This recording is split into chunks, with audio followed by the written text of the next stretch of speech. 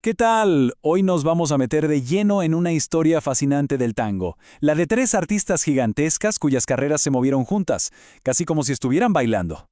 Para arrancar, es fundamental que entendamos bien este concepto. En el mundo del tango, una tanda es eso, una serie de 3 o 4 temas que tienen un aire similar, un mismo estilo y que se tocan seguidos para que la gente baile.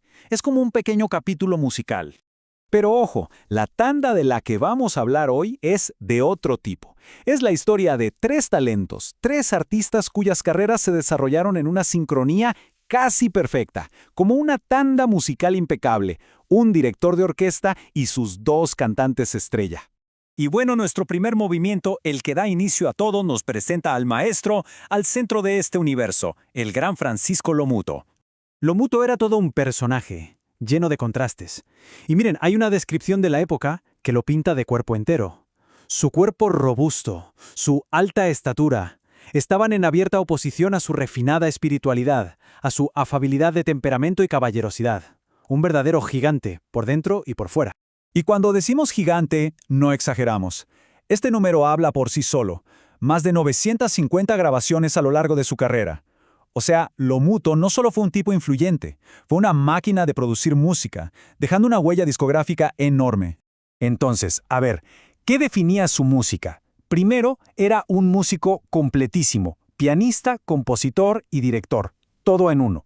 Su orquesta era conocida por ser perfecta para los bailarines y tenía como su firma personal, ¿no? Un final de canción muy característico con un acorde de séptima disminuida.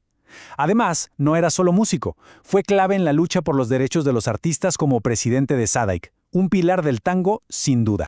Ahora sí, pasemos al segundo movimiento. Vamos a conocer a la voz que marcó a fuego la primera gran etapa de la orquesta de Lomuto, Fernando Díaz.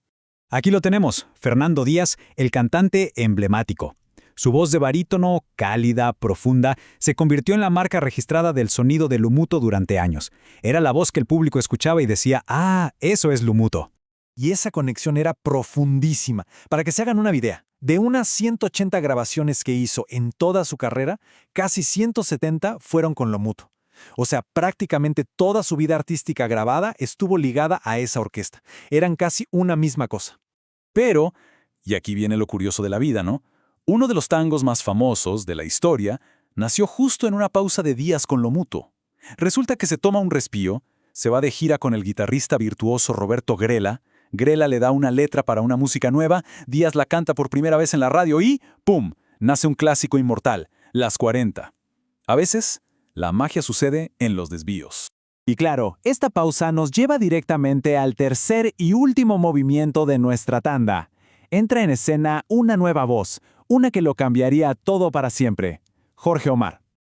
Esto plantea una pregunta que es clave para cualquier grupo, ¿no? ¿Qué pasa cuando se te va la voz principal, la que todo mundo reconoce? ¿Cómo llenas ese vacío? Y la respuesta de Lomuto fue brillante. En lugar de buscar un clon, buscó un contraste. Miren esta comparación. Por un lado, Fernando Díaz, la voz emblemática, con su barítono cálido. Y por el otro, Jorge Omar, la voz cristalina, con un aire más de tenor. Dos estilos bien distintos que marcaron dos épocas y fíjense, con una cantidad de grabaciones muy parecida. Esta línea de tiempo nos muestra cómo fue ese baile de sillas, por así decirlo. En el 31, entra Díaz. En el 35, Díaz se va y Omar gana la audición para suplantarlo. Pero la historia no termina ahí. Y fíjense en esto que es increíble. En el 39, Díaz vuelve y empiezan a grabar duetos. Dos cantantes estrella, juntos. Para 1943 ya los dos se habían ido, cerrando un capítulo dorado para la orquesta. Y así llegamos a la coda, al cierre de nuestra pieza musical. Uno se pregunta, bueno, ¿y qué pasó después? ¿Cuál es el legado de esta tanda de talentos? Y la verdad es que la respuesta es un poquito agridulce. Miren, dato curioso. Después de salir de la orquesta de Lomuto, los dos excantantes, Díaz y Omar, que en teoría eran rivales por el puesto, se juntaron. Armaron su propia orquesta, Los Diablos Rojos. Duró poco, es verdad, pero nos habla del tremendo respeto que se tenía. Sin embargo, el paso del tiempo no trató a todos por igual. Y esta frase sobre Jorge Omar, es durísima, pero muy reveladora.